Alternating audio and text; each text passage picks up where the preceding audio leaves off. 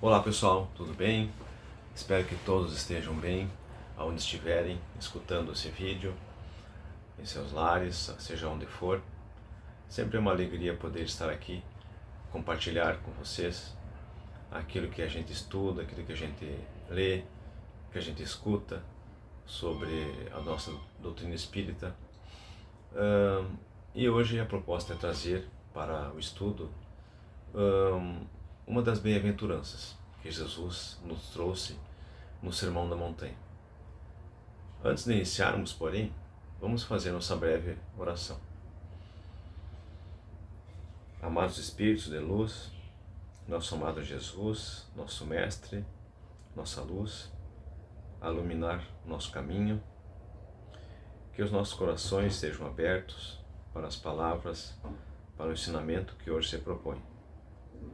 Que a espiritualidade dê tranquilidade na transmissão dessas ideias e encontre espaço também no coração de cada um dos ouvintes. Que saibamos aplicar os ensinamentos e para a nossa evolução, na nossa vida moral, nossa vida espiritual, nossa caminhada nesse planeta, nesse mundo de provas e expiações. Enfim, que a mensagem possa ser passada com bastante claridade, que todos possam entendê-la e seus corações estejam abertos para ouvir aquilo que se propõe. Assim seja. Então, hoje vamos falar sobre uma das bem-aventuranças, como eu falei. Bem-aventurados os que têm fome e sede de justiça, porque serão saciados. O que faremos com base no livro de Sérgio Luiz da Silva Lopes, O Código do Monte. Antes de adentrarmos no assunto de hoje, vale a pena nós dar uma passadinha nas outras bem-aventuranças ditadas por Jesus no Sermão da Montanha. Então ele nos diz naquela passagem: bem-aventurados os pobres em espírito, porque deles é o reino dos céus, onde ele nos traz a virtude da humildade. Bem-aventurados os aflitos, porque eles serão consolados. A virtude que é aqui trazida é a resignação. Bem-aventurados os mansos, porque eles herdarão a terra. Nos traz a virtude da mansidão. Bem-aventurados os que têm fome e sede de justiça, porque eles serão saciados, onde a virtude é a fé. Bem-aventurados os misericordiosos, porque eles serão saciados. Bem-aventurados os misericordiosos, porque eles receberão misericórdia. Nos traz a virtude da misericórdia. Bem-aventurados os limpos de coração, porque eles verão a Deus, na qual a virtude é a espontaneidade, a pureza. Bem-aventurados os pacificadores, porque eles serão chamados filhos de Deus. A virtude aqui é o altruísmo, sermos pacifistas. E bem-aventurados os perseguidos por causa da justiça, porque deles é o reino dos céus, onde nos traz a caridade. Mas então, numa leitura mais atenta dessas bem-aventuranças, podemos concluir que nas três primeiras, Jesus nos revela três virtudes de caráter basicamente interior, querendo primeiramente que nós nos transformemos intimamente, para prosseguir na caminhada evolutiva do nosso espírito. O apelo de Jesus, então, é para o nosso desenvolvimento espiritual de cada um, por conta dos próprios esforços, com a pessoa crescendo por si mesma. Agora, quando Jesus menciona bem-aventurados os que têm fome e sede da justiça, porque serão saciados, nos fala em fome e sede. Quer despertar em nós uma nova potencialidade, a fé, indicando para nós que sempre somos acompanhados pelo amor divino, que nos cuida, que nunca nos deixa sós. Porém, note que nas três primeiras virtudes são essenciais para o surgimento da fé, pois elas dizem: bem-aventurados os pobres em espírito, porque deles é o reino dos céus. A humildade é a virtude que nos mostra o nosso real tamanho perante a grandeza divina. Já em bem-aventurados os aflitos, porque serão consolados, vem a resignação, a virtude que nos faz aceitar sabiamente as contrariedades da vida. E bem-aventurados os mansos, porque eles herdarão a terra. Vem a mansuetude, a mansidão, a virtude que nos afasta da revolta. E nesse quarto passo, nessa quarta bem-aventurança, surge a fé, com Jesus nos propondo avançarmos para além de nós mesmos. Anuncia que podemos contar com algo além de nós. Como diz Sérgio Lopes, é o alento definitivo para todos os sofrimentos. Ele apresenta a virtude que nos conecta com a espiritualidade superior e com Deus, a fé. Mas essa fome e sede de justiça, o que realmente quer nos dizer Jesus? Eu creio que nenhum de nós saiba realmente na prática o que seja ter fome de verdade, fome e sede de verdade, porque provavelmente nós nunca tenhamos sentido de verdade uma fome e sede. O máximo que a gente sentiu foi um apetite, uma garganta seca. E outras vezes nós estamos saciados pela alimentação, pelo líquido, mas vazios da alma. Então o que Jesus estava ensinando sobre a fome e sede era algo real e bem claro para os ouvintes daquela época. Nos colocando há mais de 2000 anos atrás, eles sabiam o que significava ter fome e sede, porque Jesus estava na região da Galileia, onde viviam as pessoas mais simples, humildes e com dificuldades de todos os gêneros. Todos os ricos ou pobres são movidos pela fome e sede do corpo, mas nem todos estão com fome e sede de espírito. Feliz é aquele que é despertado para essa condição espiritual, pois se trata de um prenúncio do despertar para Deus. Assim, Jesus está nos ensinando que devemos envidar todos os nossos esforços em busca de uma vida reta, íntegra, justa, de acordo com como ensinou durante a sua passagem por nós. Ele mostra que, da mesma forma que um faminto e sedento faz qualquer coisa para ter a sua necessidade saciada, assim também nós deveríamos fazer em relação à justiça. O que precisamos é nos aproximar da atitude de justo e reto, que na Bíblia é sinônimo de justiça. Então, quando falo em justiça, estamos falando numa atitude reta e correta. Os que trabalham incessantemente com esse objetivo estão destinados a ter em abundância, ou seja, uma vida em abundância, serão fartos, serão saciados. Esta é a fome e sede de justiça que Jesus quer de nós. Mas a fome e sede de justiça tem que começar pela nossa vontade de melhorar, pelo arrependimento de nossos atos equivocados. Não adianta nós tentarmos esconder nossos defeitos debaixo do tapete, como se nada fosse, ou como se nós não tivéssemos defeitos. Podemos até esconder nossos defeitos dos outros, mas de Deus a gente não esconde. Não tem como. Além do mais, quanto mais escondermos ou esperarmos, mais difícil fica. Como diz, mais sujeira fica debaixo do tapete.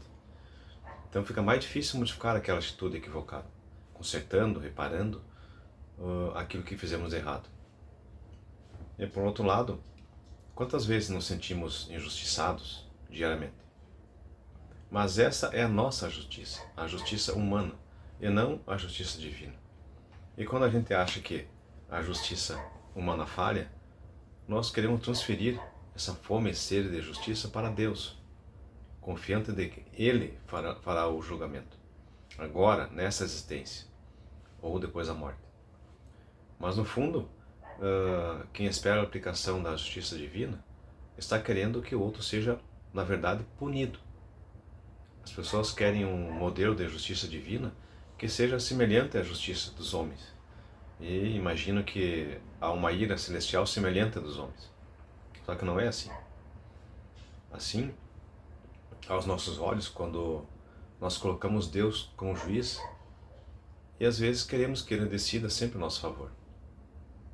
e cobramos dele o tempo todo.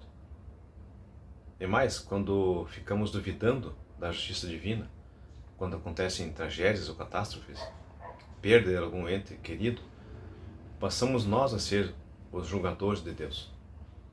Esquecemos de que nós esquecemos que Deus é toda bondade, misericórdia, justiça e perdão, que Ele não é vingativo. Não podemos esquecer ainda que cada irmão tem a sua caminhada, tem suas questões a resolver, provas e expiações desta ou de outras vidas, e que não cabe a nós julgar.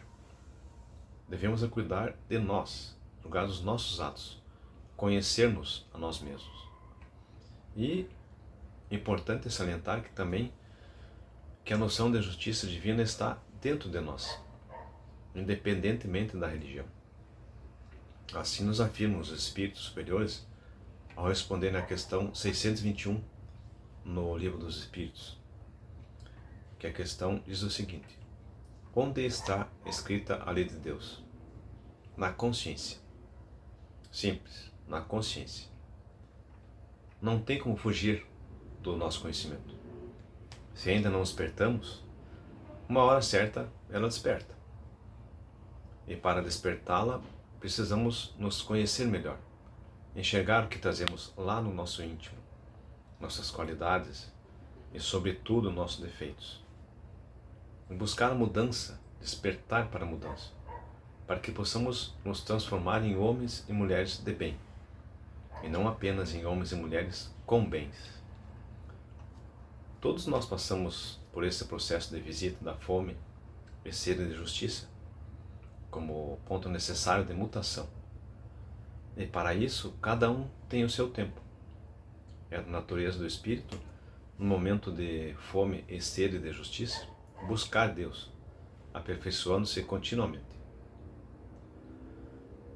Porém, para que tudo isso seja possível, precisamos lembrar da nossa pequenez diante de Deus.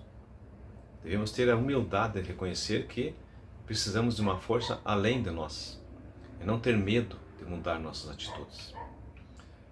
E aí é que entra a outra virtude ressaltada pelo Sérgio Lopes no livro, a fé. Diz Sérgio Lopes que a fé é a virtude espiritual da confiança. A fé nasce na medida em que constatamos o quanto somos frágeis diante das circunstâncias da vida, principalmente naquelas que nos tiram a paz e nos tiram a alegria. Aí que vemos a importância da humildade e da resignação, pois aquele que é orgulhoso não tem fé, porque ele se acha autossuficiente. Para quem assistiu ao filme ou leu o livro Nosso Lar, vai lembrar daquele momento em que André Luiz está no umbral em decorrência dos equívocos da sua última reencarnação, e quando mergulhado no sofrimento daquela região espiritual de dores, indagava: a quem recorrer? Por maior que fosse a cultura intelectual trazida do mundo, não poderia alterar agora a realidade da vida. Meus conhecimentos, ante o infinito, semelhavam-se a pequenas bolhas de sabão, levadas ao vento impetuoso que transforma as paisagens. Então, vejam que o livro, o filme nos conta que ele era um renomado médico no mundo físico, inteligência ímpar, respeitado e reconhecido na sociedade, próximo da fama no mundo físico, porém muito distante dos valores espirituais. Lembram que ele dava pouca importância para a esposa, para os seus filhos, frequentava ambientes de conduta leviana, ele era orgulhoso, não tinha humildade, não tinha fé. Por isso demorou tanto para abrir o seu coração para Deus e seus enviados. A demora no umbral, exclusivamente culpa dele. E quando isso aconteceu, naquele sofrimento extremo, faminto e sedento de espírito, aí é que ele se deu conta, como narra o livro, quando diz: tornava-se imprescindível confessar a falência do amor próprio, a que me consagrava orgulhoso. E quando as energias me faltavam de todo, quando me sentia absolutamente colado ao lodo da terra, sem forças para reerguer-me, pedi ao Supremo Autor da natureza que me estendesse mãos paternais em tão amargurosa emergência.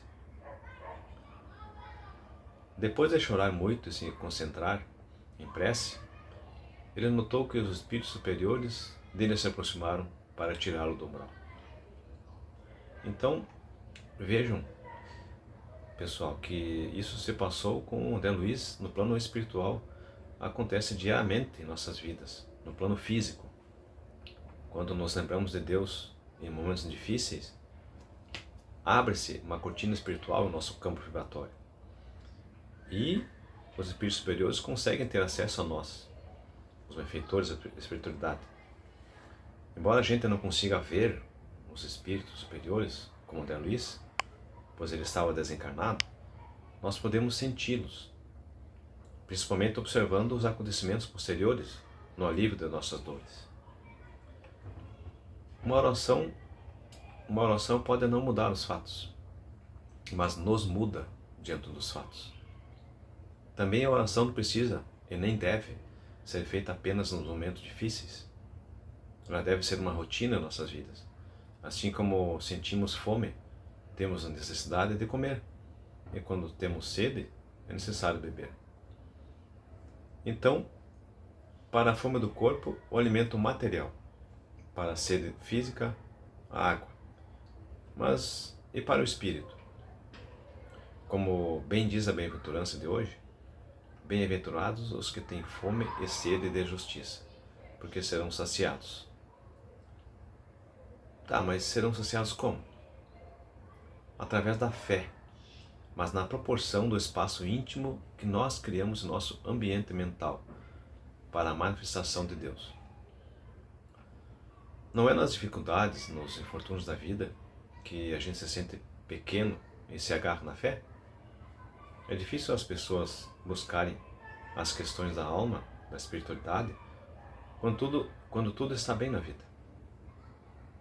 E à medida em que as injustiças e situações dolorosas seguem nos atingindo, nós passamos a ter necessidades, mais fome, mais sede.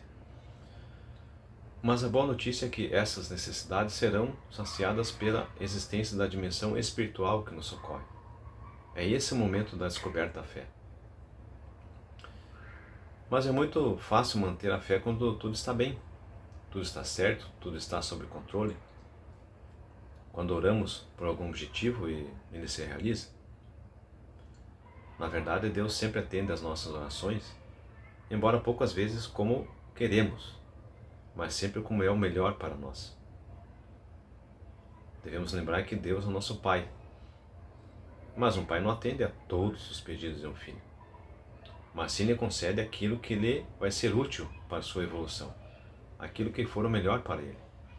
Então parece que nos momentos de dificuldade, em que Deus não nos atende, nossa fé enfraquece ou desaparece. Isso é um pensamento infantil, egoísta, orgulhoso da nossa parte. Ora, se Deus existe, Ele tem que fazer o que eu quero. Como já disse, nem sempre o que queremos é o melhor para nós, pois geralmente aquilo que a gente quer é de natureza material, mas a vida é muito mais do que a existência física. Aqui vem de novo aquela sequência de virtudes que falamos no início, que as bem-aventuranças nos mostram. A humildade é fundamental, pois o orgulhoso, se não é atendido, o que acontece? Ele se revolta. Já se é humilde, ou está a caminho da humildade, pois também não se consegue ser humilde de uma hora para outra, é uma caminhada difícil. A pessoa entende que se as coisas não saíram como ela queria, como ela esperava, é porque alguém superior sabe o que é melhor para ele naquele momento. Ou seja, ele não se revolta, ele se resigna e mantém a mansidão. Como disse Sérgio Lopes, a fé gera resignação. A resignação amplia a fé. Vale ressaltar também que a bem-aventurança se interligam, de modo que desenvolvemos elas conjuntamente. Não tem como avançarmos uma de cada vez. Aí está a prova, a gente avança nelas conjuntamente. Nosso Evangelho segundo o Espiritismo trata sobre a fé no capítulo 19, que dentre as várias orientações, nos diz no item 2: a fé robusta dá a perseverança, a energia e os recursos que fazem vencer os obstáculos, nas pequenas como nas grandes coisas. A que é vacilante dá a incerteza, a hesitação de que se aproveitam aqueles que se quer combater. E no item 4, a verdadeira fé se alia à humildade. Aquele que a possui coloca sua confiança em Deus, mais do que em si mesmo, porque sabe, simples instrumento da vontade de Deus, não pode nada sem Ele. Por isso, os bons espíritos vêm em sua ajuda. E para fortalecermos nossa fé, precisamos da oração. Não foi por acaso que Jesus nos incitou a orar e vigiar, pois a oração faz com que determinados estados emocionais negativos se desfaçam quando o nosso padrão vibratório se eleva. A oração proporciona, assim como fez André Luiz, na cena que comentamos antes, ela proporciona isso, aumentar o padrão vibratório. E Jesus nos ensina a orar, quando diz: tu, porém, quando orardes, entra no teu quarto interno e, tendo fechado a porta, ore ao teu Pai em segredo. O teu Pai, que vê no segredo, te recompensará. Orando, porém, não useis de vãs repetições, como os gentios, pois pensam que, com palavreado excessivo, serão atendidos. Assim não vos assemelheis a eles, pois vosso Pai sabe do que tendes necessidade, antes de pedires a Ele. E assim diz, está no Evangelho de Mateus, capítulo 6, versículos 6 a 8. Então vejam que Jesus nos ensina que a verdadeira prece necessita do pensamento e do sentimento. Não é apenas para fora, mas sim de dentro para dentro. Por isso não precisa ser sonora, pois Deus não ouve com ouvidos, mas ouve pelas nossas intenções, no nosso coração. Por isso também que os ritos sacramentais repetitivos não têm valor em si mesmo, só se forem acompanhados de uma verdadeira devoção, sentimentos autênticos e pensamentos sinceros. Aquelas frases e palavras mecânicas, respostas prontas, não têm autenticidade, pois às vezes quem está respondendo nem sabe o que está dizendo, está com o pensamento bem longe dali.